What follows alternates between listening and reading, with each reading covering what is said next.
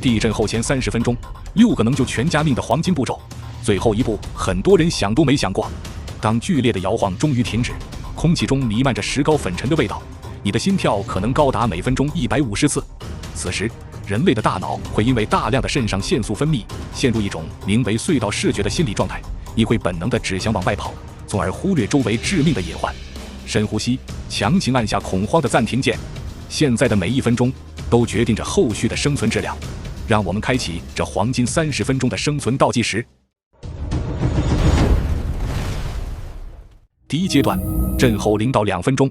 当地震波刚刚过去，你从避难的生命三角区或坚固家具下钻出来，首要任务是干啥？在无数的灾后现场录像中，我们经常看到人们光着脚，穿着睡衣，在满地狼藉的街道上奔跑。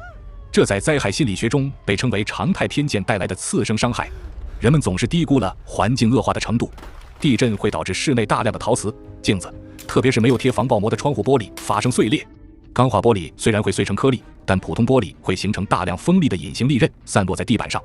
如果此时发生断电，在光线昏暗的环境下，人类脆弱的足底一旦被这些玻璃碎片或倒塌家具的铁钉刺穿，不仅会因为剧痛丧失行动能力，更会在后续接触污水的过程中引发严重的细菌感染。在这2分钟内，大声呼喊家人的名字，确认每个人的位置和清醒状态，进行快速的体表伤情排查。紧接着，强迫每一个人穿上厚底的硬质鞋子，如运动鞋、登山鞋，切勿穿拖鞋或软底鞋。如果条件允许，戴上一副厚实的劳保手套，并披上一件长袖长裤。这套看似繁琐的穿戴动作，实际上是为你脆弱的肉身穿上了一层抗穿刺的战术装甲。在接下来的撤离或清理障碍物时，这双厚底鞋就是你跨越废墟、保留移动能力的坚实履带。第二阶段，震后2到5分钟，穿戴整齐后，接下来又该做什么？现代城市公寓内部布满了错综复杂的管网，强烈的地震波，特别是具有破坏性的 S 波或面波，会产生巨大的剪切力，这种力量足以让嵌在墙体内部的燃气管道接口发生松动或撕裂。天然气或液化石油气一旦泄漏，会在密闭的室内迅速混合，形成一包气体云。此时，空气中可能已经悬浮着高浓度的可燃气体，只需要一个微小的电火花，就能引发比地震本身更具毁灭性的气体爆燃。在这关键的3分钟内，你需要先侦测，再决策，立即调动你的嗅觉和听觉。天然气中人工添加了带有特殊臭味的硫醇，一旦你闻到类似臭鸡蛋的气味，或者听到管道传来异常的嘶嘶声，说明致命气体已经泄漏。此时必须立即放弃所有干预动作，严禁触碰任何灯控开关与总电闸，严禁在室内点亮手机屏幕或手电筒，捂住口鼻，迅速向室外撤离。撤离时尽量敞开大门，以加速通风散气。如果室内空气清新，没有任何异味与异响，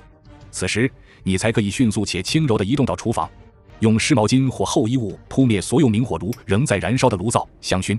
在明确知道燃气主阀门位置且操作线路安全的情况下，用力将其关闭。紧接着去玄关处拉下家庭总电闸，防止后续余震引发电路短路。完成这一步，你才算真正在这栋受损的建筑里建立起了一个基础的安全基准线。第3阶段，震后5到10分钟，排除了环境的即时爆炸威胁后，人们的惯性动作往往是拿起手机，疯狂地给外地的亲戚朋友打电话报平安。这种出于本能的情感联络，正在无意间摧毁整座城市的应急通信生命线。现代蜂窝移动网络的设计容量，通常只能满足该区域一小部分用户同时进行语音通话。地震发生后，海量的并发通话请求会瞬间形成信令风暴，导致基站处理器过载，甚至引发区域性的通信网络大面积瘫痪。语音通话采用的是电路交换技术，需要持续占用专属的通信信道，而短信采用的是分组交换技术，它会将信息打包，在网络稍微有空隙的瞬间挤出去，占用资源极小。放下那个拨不出去的电话，迅速编辑一条简短的文字短信，例如地震，全家安全，准备撤离到某地，勿念，群发给核心家属。发送完毕后，为了节省宝贵的手机电量，立刻将手机调至超级省电模式。此时你需要从抽屉里翻出一个古老却可靠的设备，自带电池或手摇发电机的小型半导体收音机，调至当地的应急广播频率。在现代基站宕机的废土之上，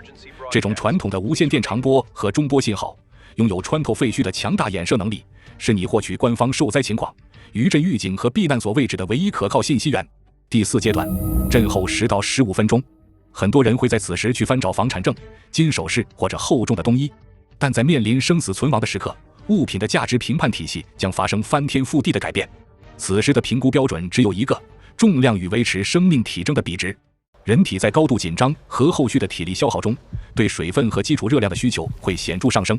如果大楼结构受损导致被困，或者去到条件简陋的露天避难所，缺乏这两样东西，人体的生理机能将在48小时内面临严峻挑战。如果你平时有准备家庭应急包，此刻直接背上；如果没有，请用这5分钟在一个双肩包里塞入以下核心物资：第一，纯净水和高热量食物，如巧克力、压缩干粮。水是首要的，不要带体积庞大且口干的饼干，选择能快速补充血糖的物质。第二，关键医疗用品，高血压、心脏病等慢性病患者的必需药物，以及简单的止血绷带和创可贴。第三，求生小物件，一个高频求生哨，呼喊会耗尽体力，哨声能穿透废墟；一张太空保温毯，重量只有几十克，却能锁住人体热辐射，防止失温，以及备用手电筒。至于笔记本电脑和沉重的相册，请将它们留在原地。你的背负能力是有限的，每一克重量都必须让位于生命延续的概率。第5阶段，震后15到20分钟，物资准备完毕。现在你面临着这30分钟内艰难的一道决策题：是立刻冲下楼，还是留在房间里固守？地震必须往外跑，并不是放之四海而皆准的真理。如果你住在20-30层的高楼，强震刚刚过去，建筑物的内部结构充满了未知数，此时盲目进入楼梯间，反而可能遭遇致命的危险。现代高层住宅多采用钢筋混凝土的剪力墙结构，其设计初衷就是小震不坏，中震可修，大震不倒。只要大楼没有发生明显的倾斜或大规模的墙体崩塌，室内在很多情况下是相对安全的。而大楼的楼梯间，由于处于建筑的核心筒或边缘悬挑位置，在强烈的剪切力作用下，往往是整栋建筑中应力集中，容易发生墙面剥落、楼梯断裂的薄弱环节。更不用说电梯，它在震后就是一个悬挂在半空中的钢铁棺材，随时会因为停电或导轨变形而坠落卡死。你需要利用这5分钟对居所进行一次快速的结构体检。用手电筒照射承重墙，通常是较厚的墙体。如果墙面只有细微的毛细裂纹，通常是表层石膏脱落，属于正常现象。但如果承重墙上出现了深深的 X 型交叉裂纹，或者能看到内部的钢筋，说明建筑结构已经受损，承载力大幅下降。检查入户门，如果门框变形导致门无法顺畅打开，说明建筑发生了扭曲。此时必须趁着还能打开，找一个坚固的物体将大门强行卡住，保持常开状态，防止后续余震导致门彻底锁死，堵住逃生通道。综合评估，如果大楼结构尚可且楼层较高，建议采取留的策略，退守到空间小、管线多、具有支撑力的卫生间或内侧走廊等待救援。如果墙体裂缝严重，或者闻到了浓烈的燃气味无法消散，则必须果断采取逃的策略。第6阶段，震后20到30分钟。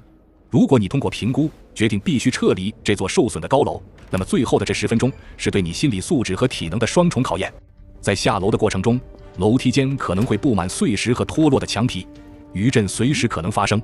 如果此时大楼发生了火灾，浓烟会沿着楼梯间产生恐怖的烟囱效应，以每秒数米的速度向上窜升。同时，人体的重心在快速下楼梯时容易不稳。如果在慌乱中发生踩踏，人群的涌动会形成一股不可抗拒的流体压力，导致严重的机械性窒息伤亡。走出家门前，做一个非常重要但常被忽略的动作，在你的大门外侧用显眼的笔或胶带留下一个标记，写上已安全撤离，或者画一个大大的勾。这能为后续逐层搜索的专业救援队伍节省巨大的精力，让他们把宝贵的时间留给真正被困的人。进入楼梯间后，保持镇定。如果楼道有烟雾，必须用湿毛巾或衣物捂住口鼻，压低身体重心，贴近地面行走，因为新鲜空气往往沉积在下方。下楼梯时，尽量贴着内侧墙壁行走，避开靠外窗或悬空的一侧。用手护住头部和后颈，这是保护人体中枢神经系统的本能姿势。如果遇到拥挤的人群，千万不要逆行，不要弯腰捡掉落的物品。双手交叉握拳护在胸前，为胸腔留出呼吸的空间，顺着人流平稳地向下移动，直到你彻底走出大楼的阴影，来到开阔的广场、公园等应急避难场所，避开高压线、广告牌和玻璃幕墙。这场惊心动魄的30分钟生存博弈才算完成了第1阶段的胜利。